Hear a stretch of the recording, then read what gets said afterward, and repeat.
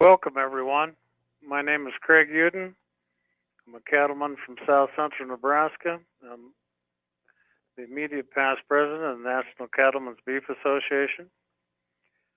I'm sure glad you took the time tonight to participate in the Cattlemen's webinar series. As a participant, your line will be muted, but feel free to type in questions in the question box on your screen. And at the end of the presentation, the team will answer as many questions as time will allow. If you're having trouble with your technology, or if you're joining us only for the audio, the webinar is being recorded and will be available for viewing in a few days at ncba.org. The webinar tonight offers an overview of the recently published report, Comprehensive Feasibility Study, U.S. beef cattle identification and traceability systems. Tonight it'll be led by David Gregg, and Dave Judy will be there for questions after David Gregg gets finished. Both are with World Perspectives Incorporated. David, I'll hand it over to you now. Thank you, Craig. Appreciate the opportunity to be here today, and appreciate the chance to go through this report that we published here and presented recently at the convention in Phoenix. Just some quick background on World Perspectives Incorporated, WPI. The company has worked on behalf of industry organizations, producer groups, agribusinesses for 30 plus years, focus on agricultural market and policy analysis, have analysts all over the globe, as well as in pretty unique locations around the U.S. My colleague Dave Jude has a little place in the Shenandoah Valley of Virginia, and this is just a picture of where my wife and I are, southeastern Oregon. There's me and my daughter getting ready to brand calves last fall. And if she had her way, Daddy would not be on the horse. She'd be running the whole show, but she'll get there. Where did this all come from? The Beef Industry Long Range Plan, 2016 to 2020, developed by a coalition of industry stakeholders, developed a core strategy and a strategic initiative. And that was to adopt animal ID traceability systems. You see that reads, secure the broad adoption of individual animal ID traceability systems. And they identified a couple reasons for doing so: disease outbreak and enhancement of domestic and global trust. Out of that initiative from this coalition of industry leaders was a critical and immediate need, which was a feasibility study that helped the industry identify and understand economic opportunities and really all that is inherent in this question of animal ID and traceability for the U.S. beef cattle industry.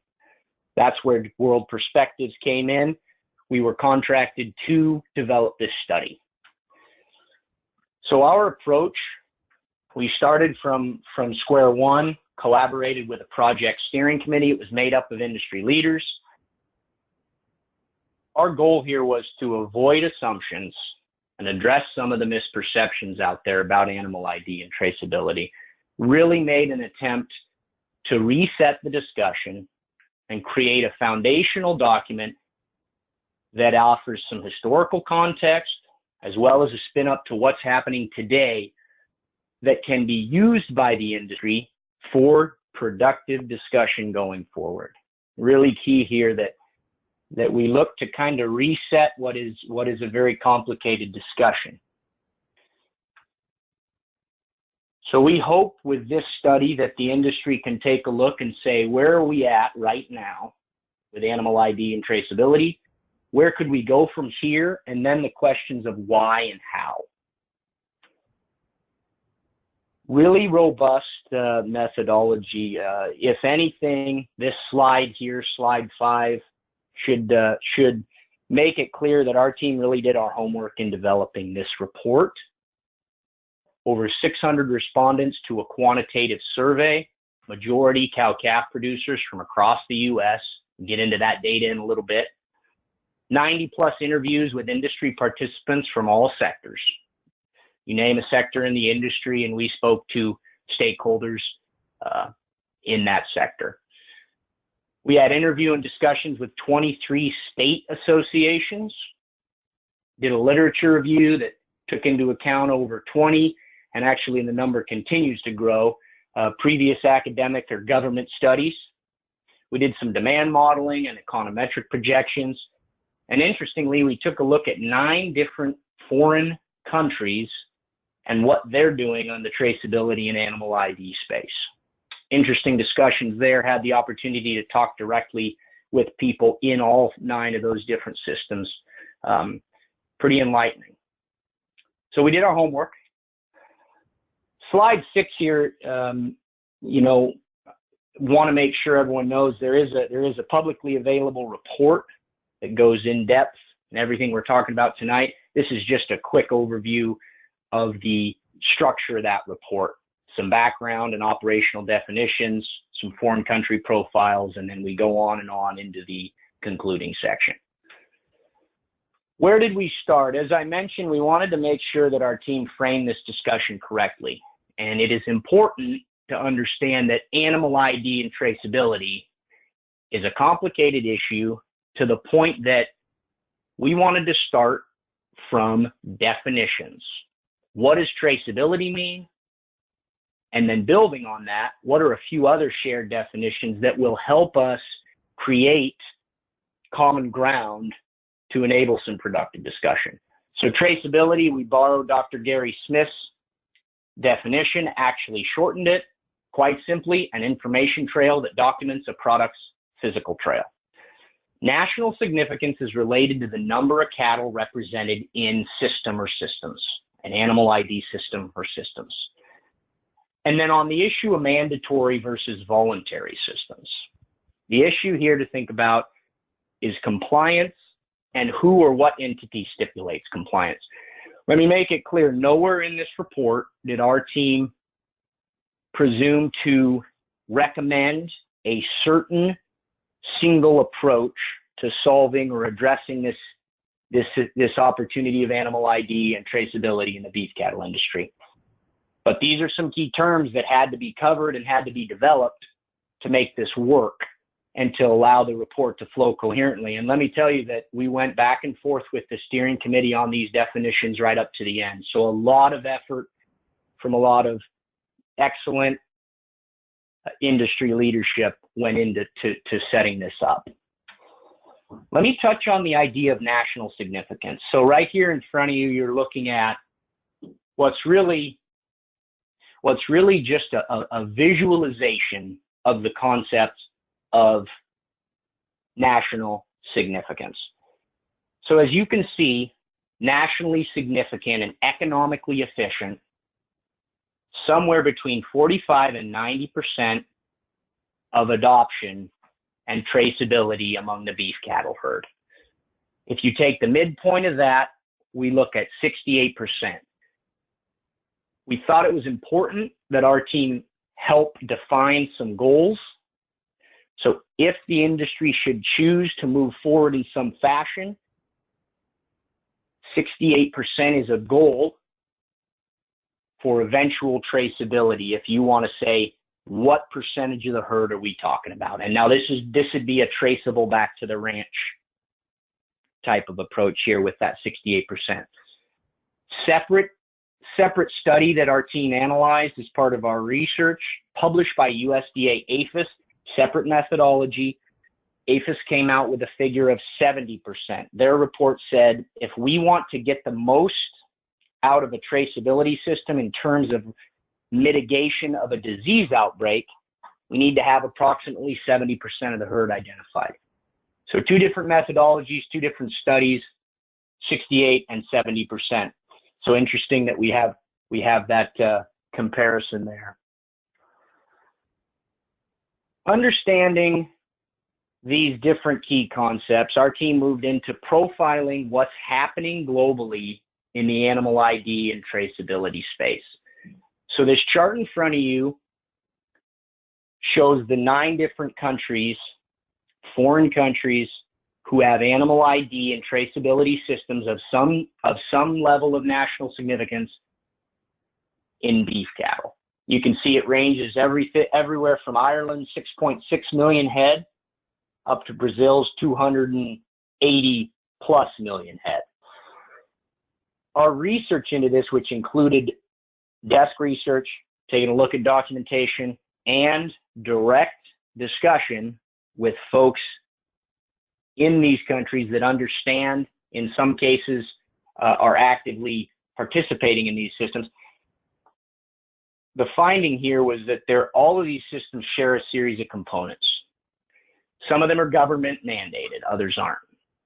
In terms of actually identifying animals, you've got 3 different areas: premise ID, individual animal ID, or group and lot ID.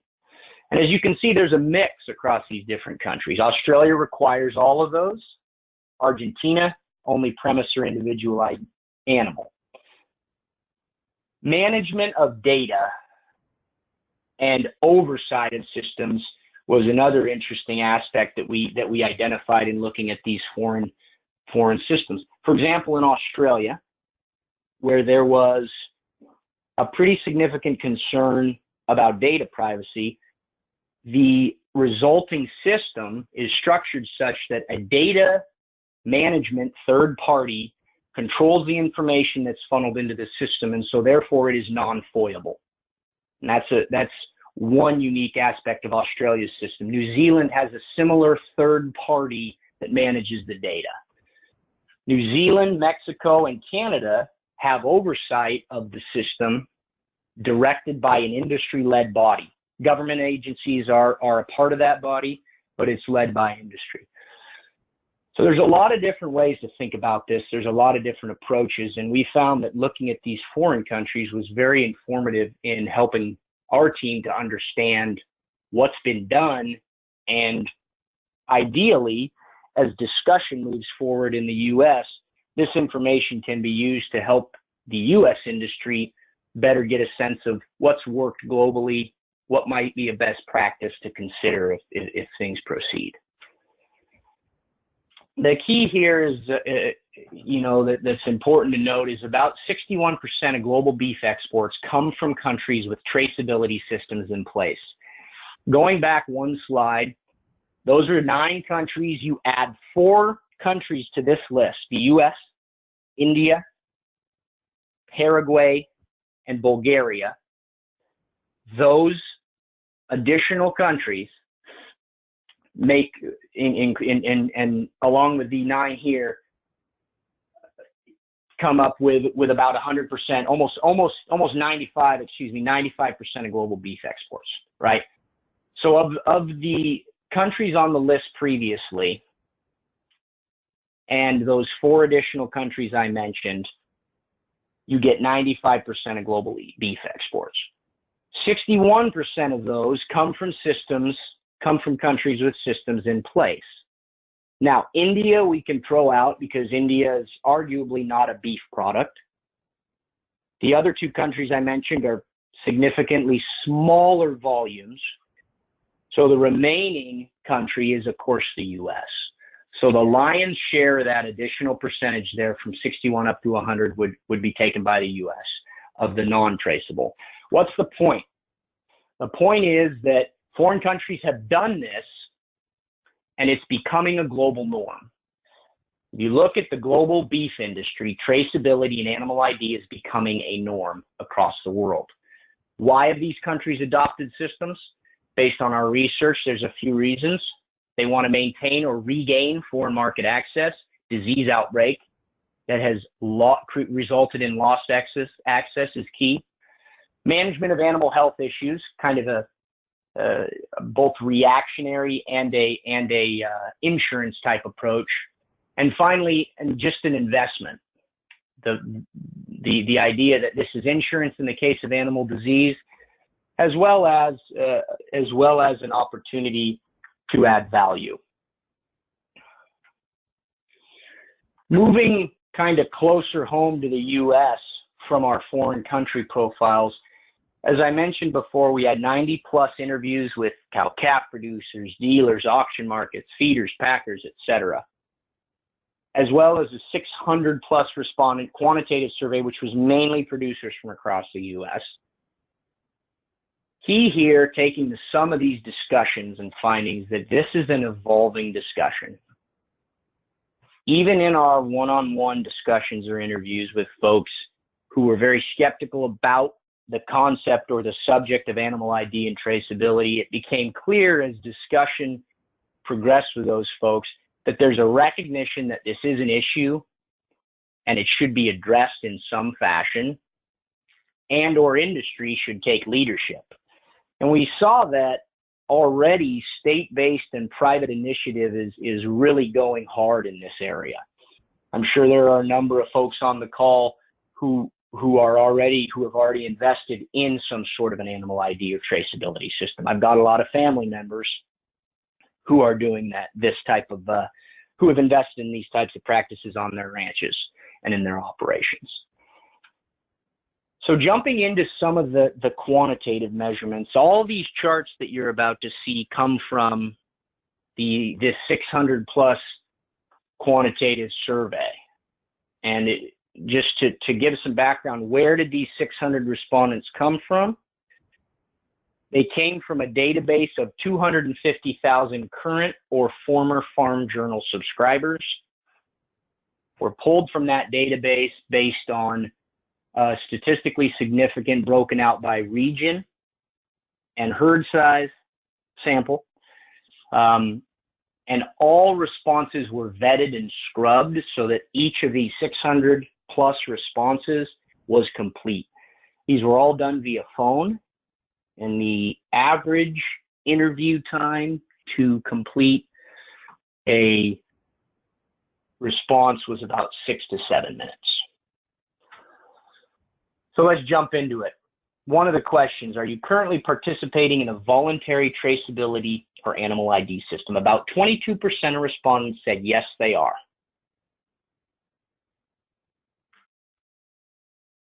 This second chart here breaks out that 22% of participants in a voluntary traceability or animal ID system based on herd size. It's not a perfect trend line, but as you can see, generally speaking, the larger the herd size of the operation, the more likely there's been an investment in some sort of animal ID or traceability system.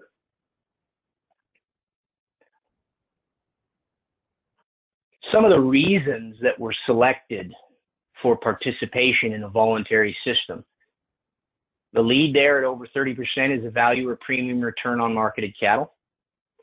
Access to data resources for use in herd management and or quality control. That came up a lot as well in our qualitative discussions. Folks are investing in this as a tool to manage their herds and to increase the quality based on the data they get. And then still over 20% recognition of the tool that this can be to respond to animal disease outbreaks. The other respondents, over 50% right there, all of those came with verbatim comments, and they're generally lumped under the value or premium return answer or the herd management quality control. So that other bar doesn't really significantly alter the data you're looking at. The next question, how strongly would you support or oppose integration of the system you are participating in with a larger, more nationally significant system? Remember that concept of national significance, whereby we have a significant percentage of the herd identified. That 3 answer, right in the middle, neither strongly opposed or strongly supporting, our team sees that as an opportunity. And that kind of corroborates our findings that this is an evolving discussion, something that the industry is interested in chatting about, learning more about, and having discussions on. So interesting to see that there certainly is a core group of folks out there who see this as something that they're I guess, you know, if you want to use a colloquial term, on the fence, right? Neither against or for, but let's talk. And that kind of, that all flowed throughout our findings here, that tone. It's a series of components that, as we discussed, that are inherent in these types of systems, whether you look at what's happening globally or whether you look at the private or state-based initiative in the US. One of those components is IDing animals at the ranch of origin, okay? And this chart here shows level of acceptance among respondents regarding this component of ranch of origin ID. Pretty strong support.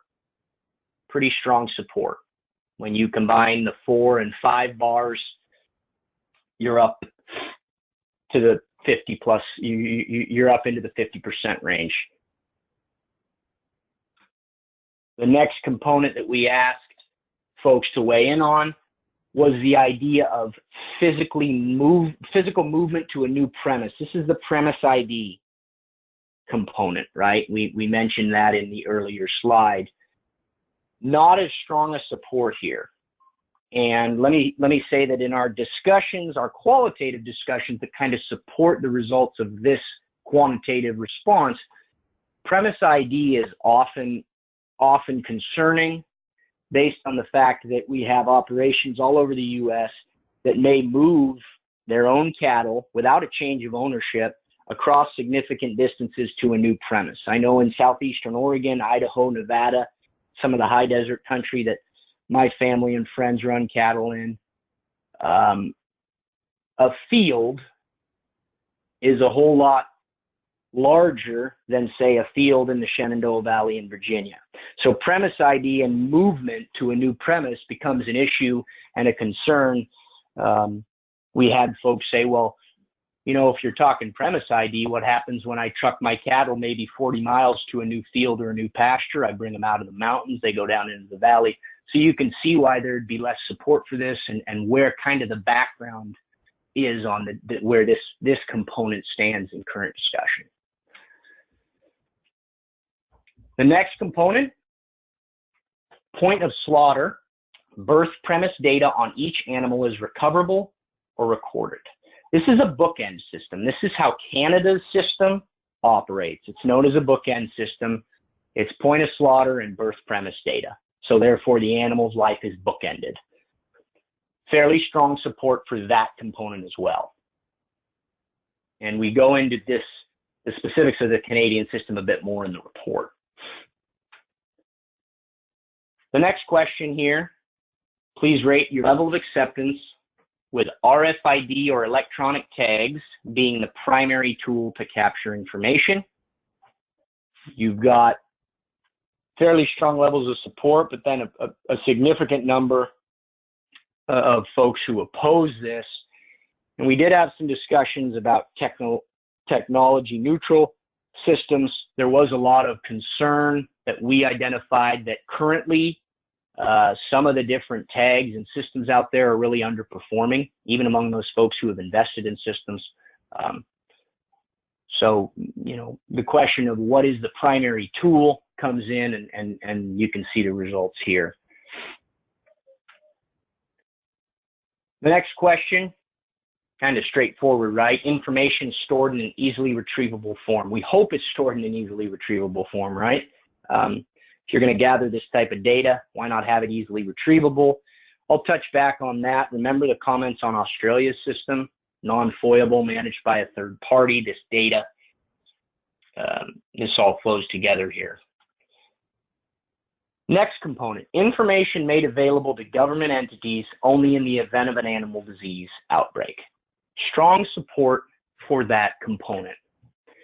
Now, when you bring government into this, and government control or government mandate comes into discussion, we did identify concern among a lot of folks in the industry.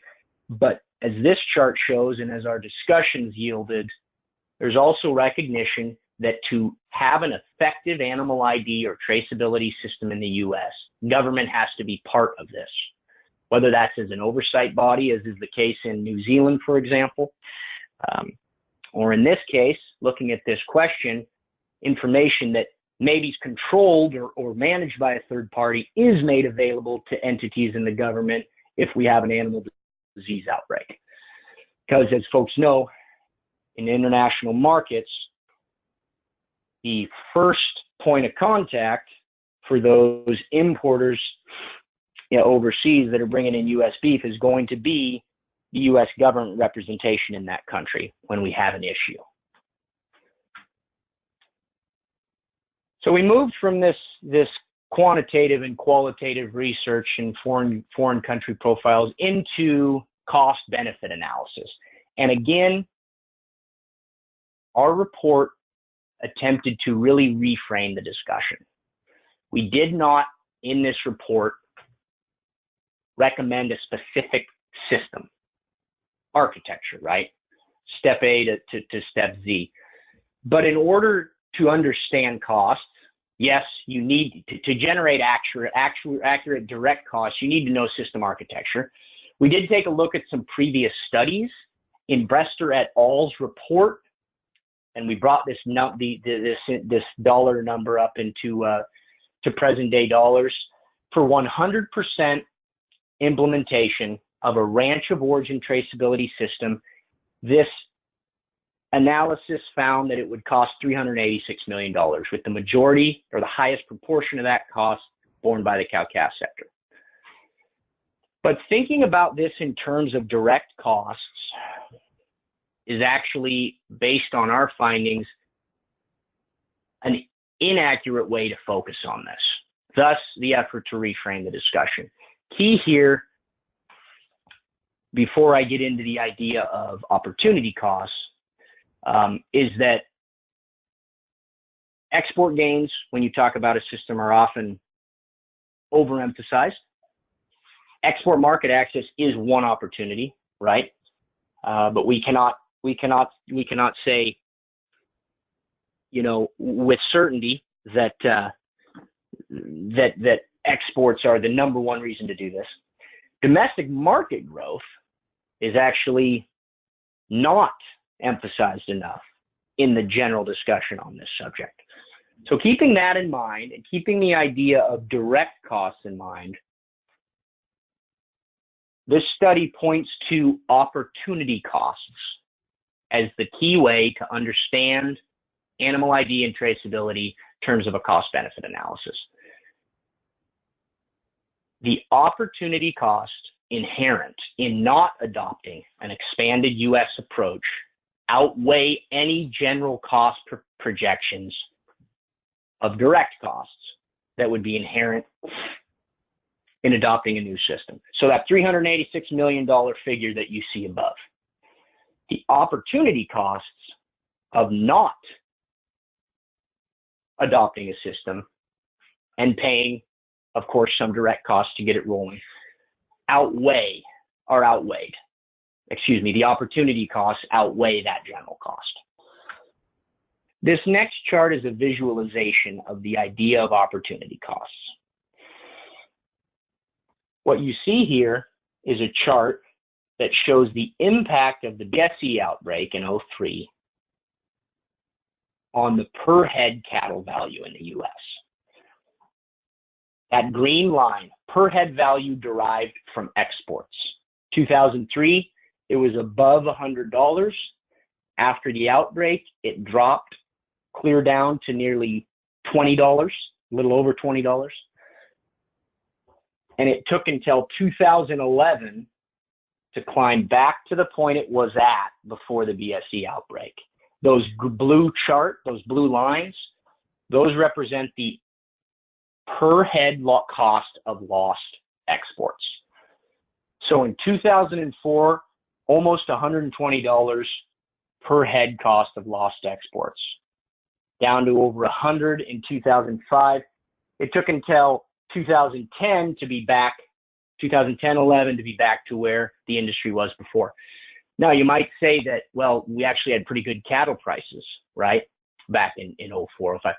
There are a lot of different dynamics that play into the price of cattle. The point here is that wouldn't you have the industry wanted that additional value that was lost based on the fact that the BSE outbreak occurred, there was no significant system in place, and the per head value derived from exports dropped significantly. So a little bit of a confusing concept, but really here the idea of opportunity cost is what you stand to lose if you don't move forward in some fashion. And that's really, in our research, this chart is probably the most clearest depiction of that. So what are the obstacles to moving this discussion forward?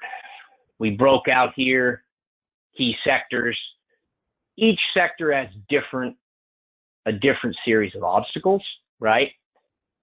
But what's also key here is one obstacle is shared among all the sectors, and that is cooperation.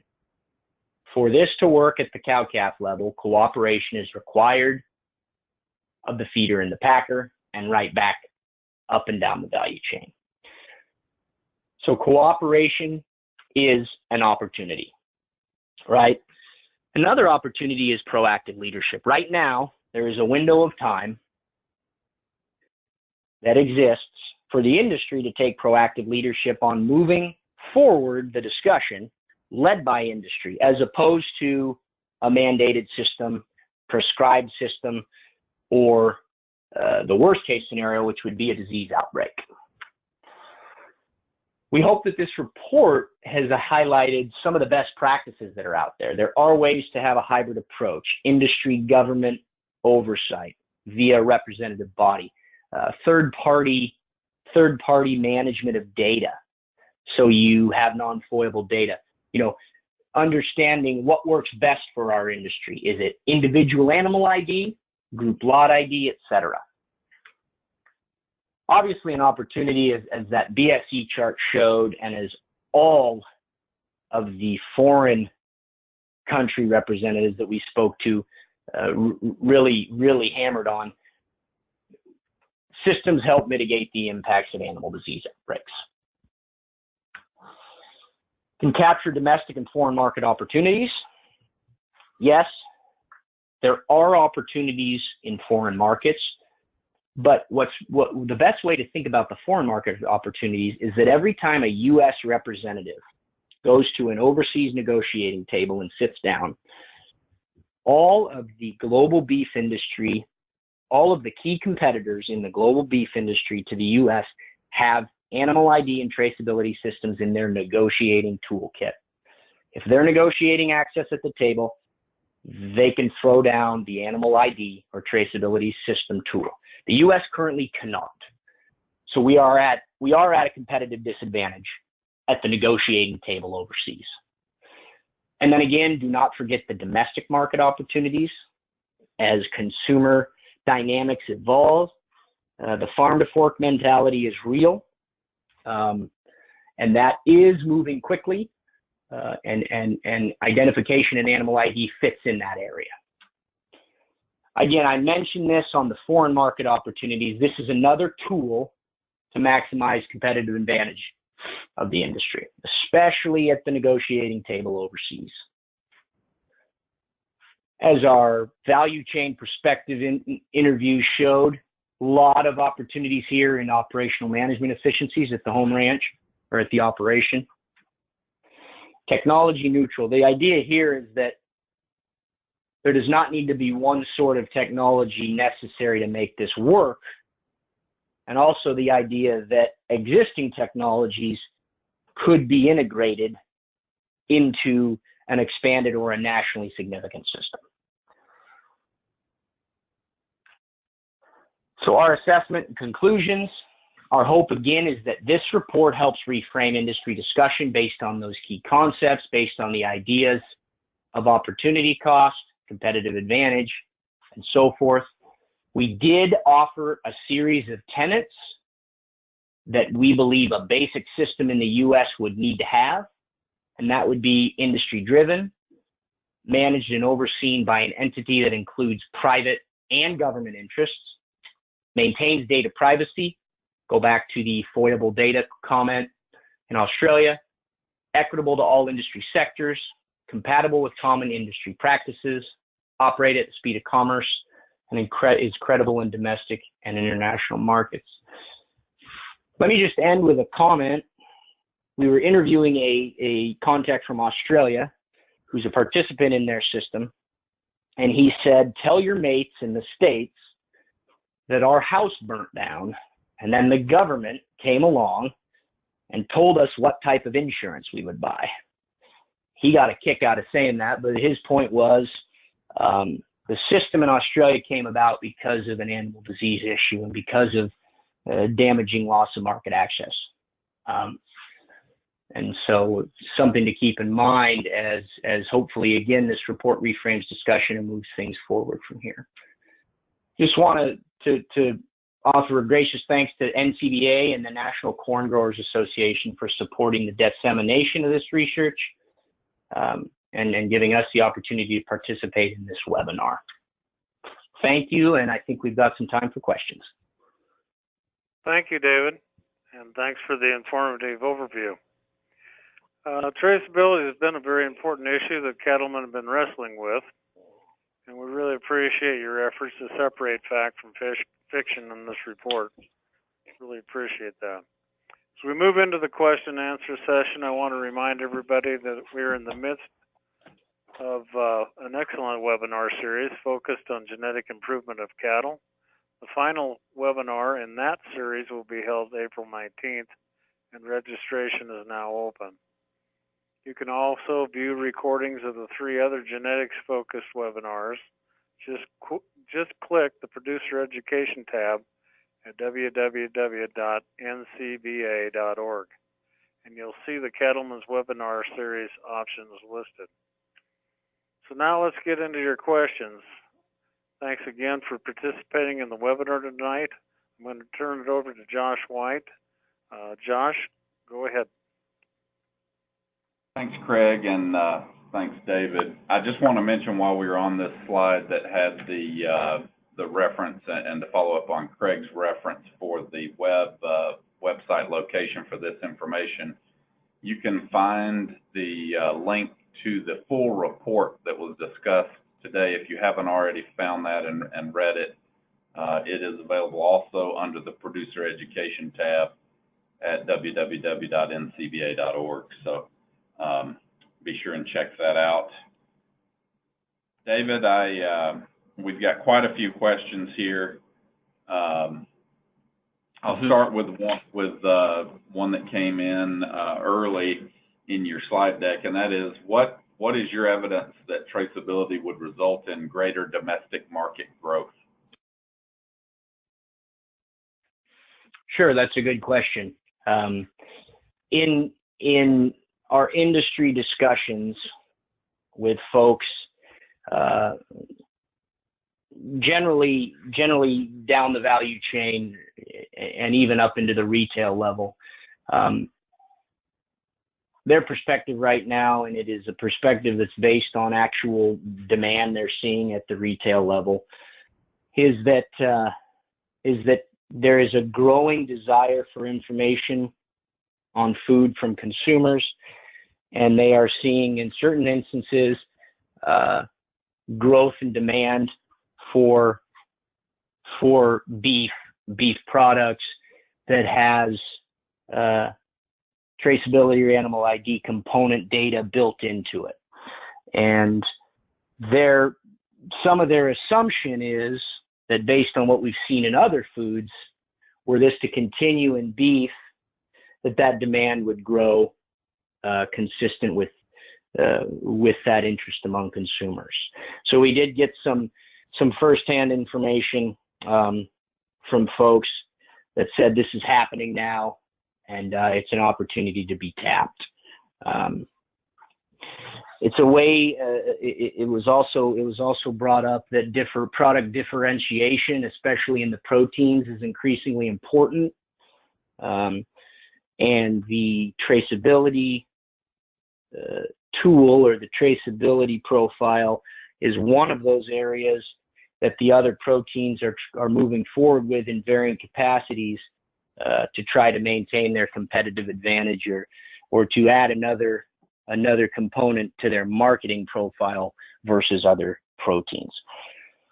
So, I guess the best way, the simplest way to answer that question is that the folks at the industry level who are hearing this firsthand and seeing these demand dynamics are bullish on this concept of traceability.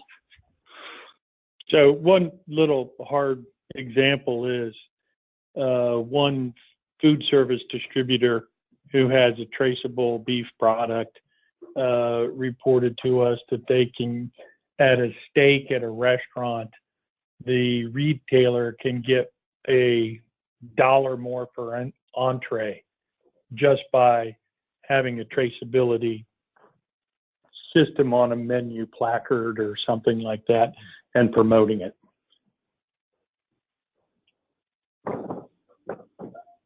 Good deal.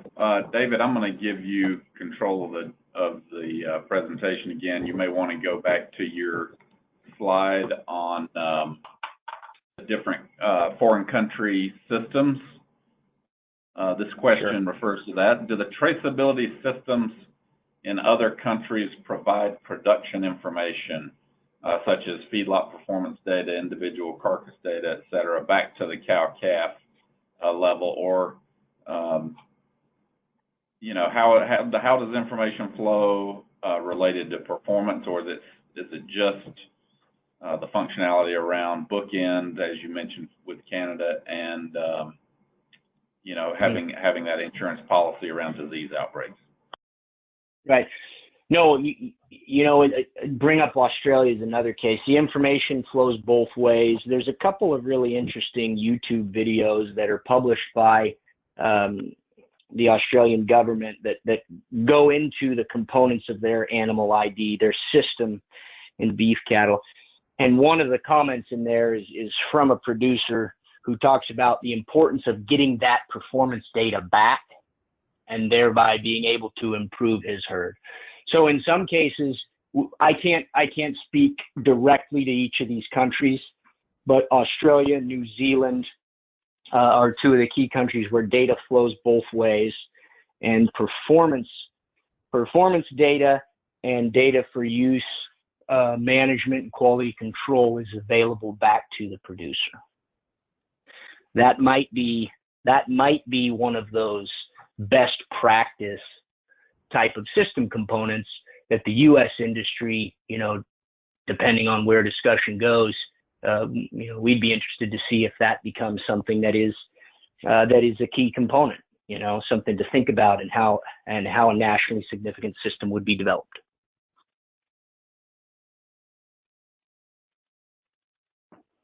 I have a question here about more oriented to specific technology. Do you see the current USDA 840 RFID tags as being a requirement, or are there other tags, more generic, or other technologies that you think would qualify as valid traceability options?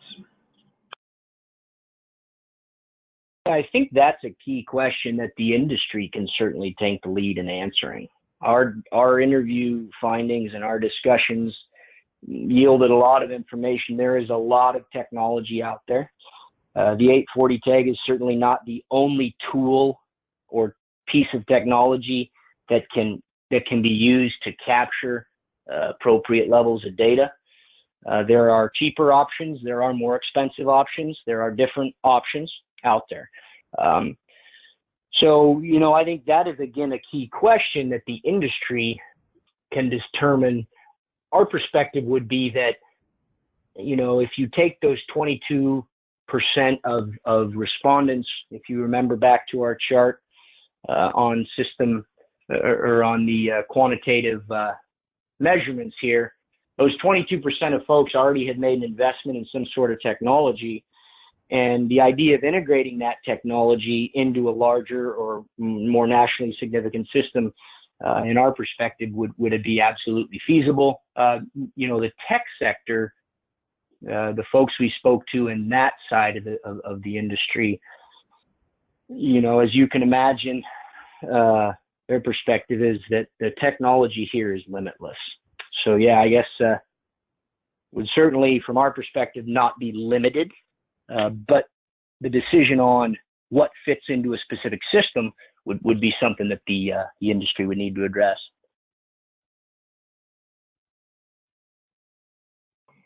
We have two questions related to cost, and I'll just go ahead and read both of them, and you can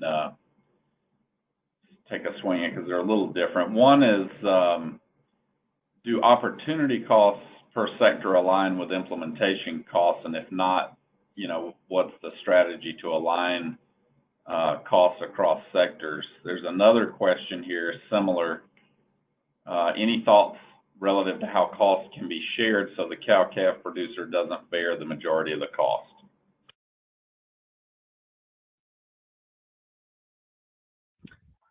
Yeah, so going back to the cost-benefit analysis, if you look at specific system architecture, for example, in Brester's report, the findings were that cow-calf sector will bear the highest proportion of cost. But if you look at the opportunity cost that was lost in the per head value of exports here that we talked about with this BSE outbreak, the cow-calf sector was also disproportionately impacted with this opportunity cost. So the alignment question is going to be specific to the situation, of course. On the question of sharing costs, cooperation across all sectors is required. Obviously, as we talked about, that's both an obstacle and an opportunity. The biggest obstacle there is identifying a system whereby there can be some shared costs. And a lot of alleviating, in our discussions with folks, the clearest consensus for alleviating some of the costs on the cow-calf sector was by strong collaboration between the cow-calf and the feeder sector. But based on our findings and where we are right now, if you think of this solely in terms of direct costs, the literature out there does show the cow-calf sector bearing a higher proportion of costs.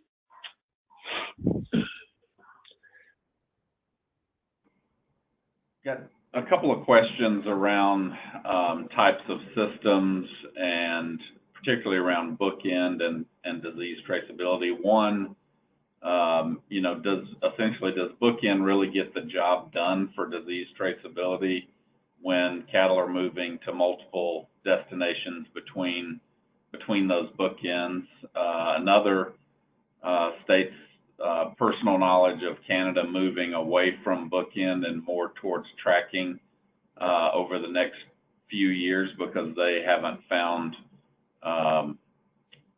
the bookend system, to be what they wanted it to be. And I'm not sure if you have any information from your interviews on that, but can you address the challenges with bookend? Sure. I'll say that we did get the comment that the system in Canada has not reached the ideal level that they hoped it would. And this comes directly from some association folks up there. So that was acknowledged. We can always circle back with them to see where it's going, if there is a coherent plan moving forward. And this also, in the case of Canada, there was a rollout planned that was meant to kind of be developed over time. So that might play into this. I will say, though, interestingly, on the subject of whether the bookend system works, a real-world example is that Canada, based in large part on the presence of their system, could get into the Chinese market several years before the U.S. did. So that's just an example of it may not be the perfect system. It sounds like the attendee who asked the question has some personal experience there. It may not be the perfect system. It may even be be in the process of further development. But in the global market, it did enable Canada to get into China sooner than the U.S., which is an interesting kind of a real world example of where traceability has been used to maximize another competitor's comparative advantage. Dave, any comments on the feedback from the folks we talked to in Canada? Yeah, it's just a lower cost way of getting a system off the ground and getting it started.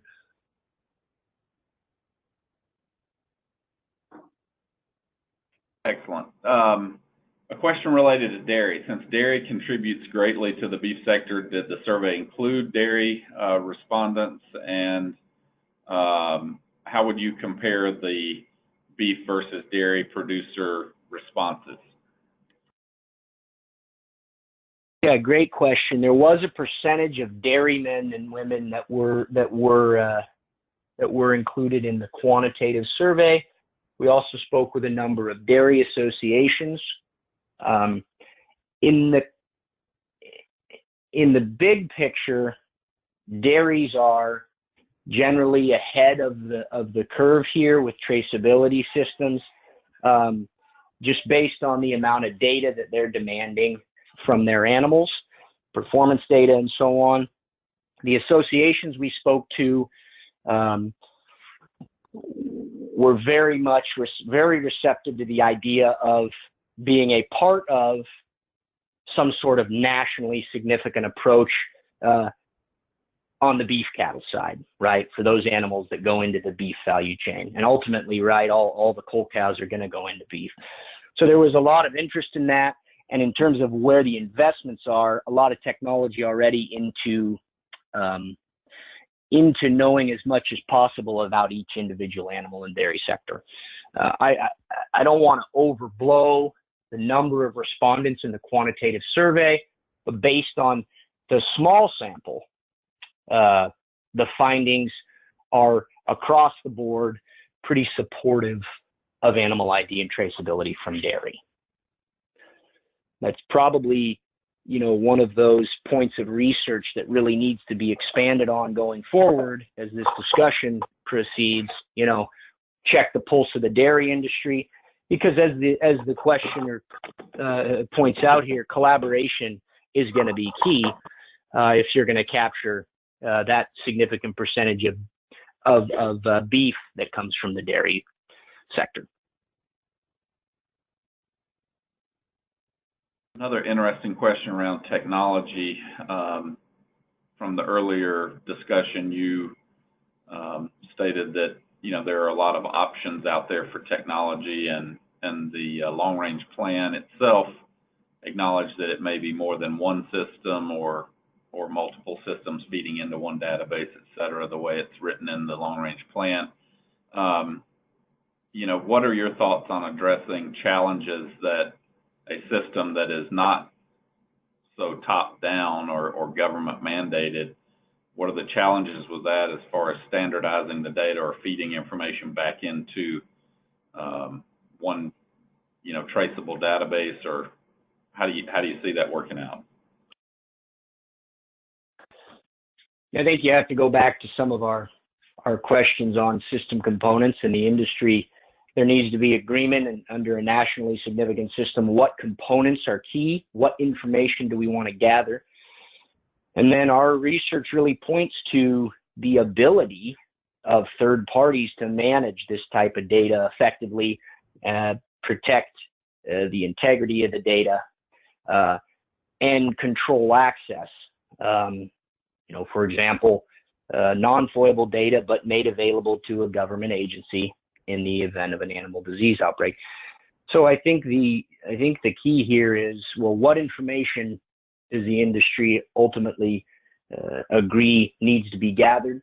And then in terms of obstacles to funneling that data, again, very bullish responses from the tech sector on this.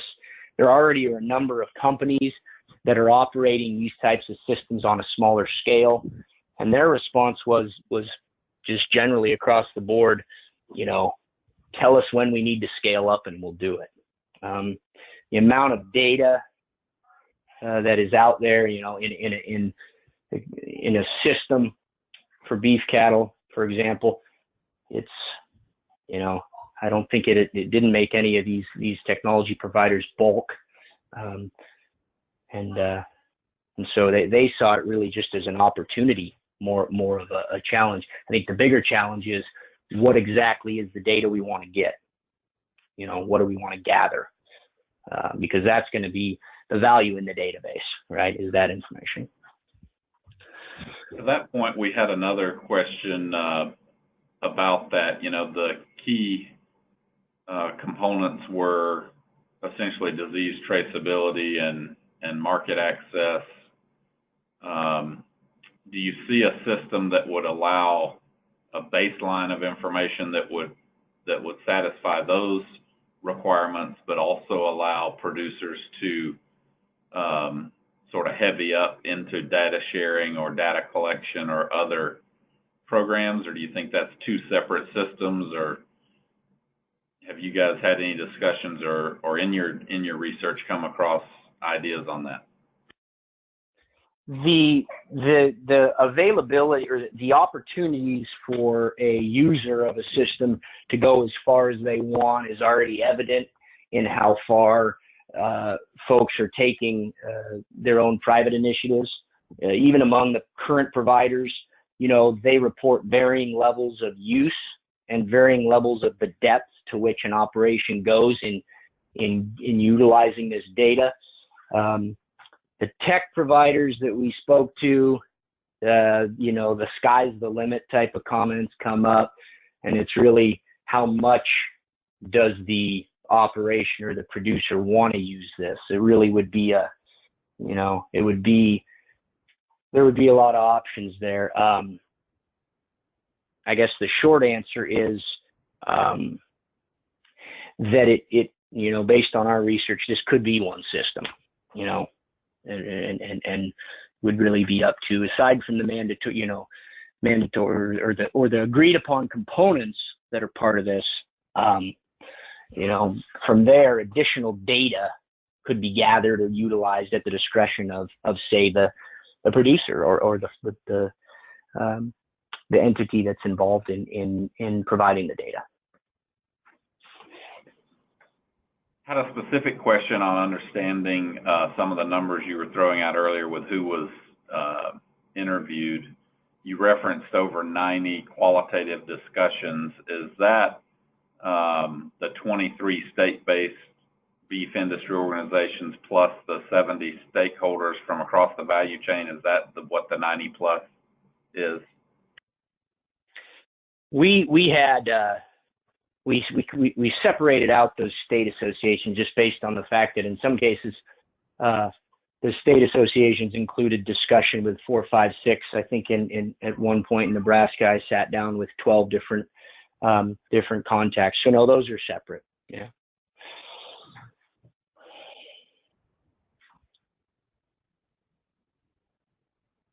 Very good. Sorry you answered so quickly. I didn't get a chance to get to the next question. We've got a lot flowing in here.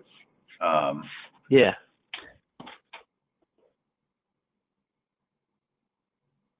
Do you see the goal to gather information or to share data?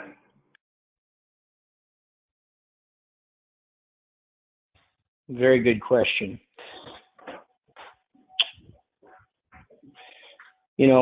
I think I hesitate to say what the industry's goal here is, right? The industry's overall goal is to maintain competitive advantage and to open up marketing opportunities for beef, continue to marketing opportunities to grow them and develop those opportunities.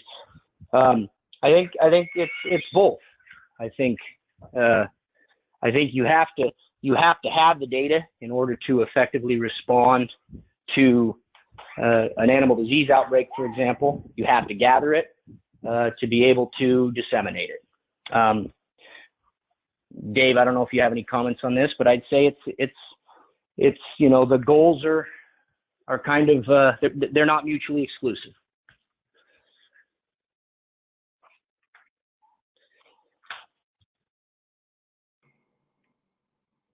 taking it from that silence that Dave does not have a comment. So, Nope.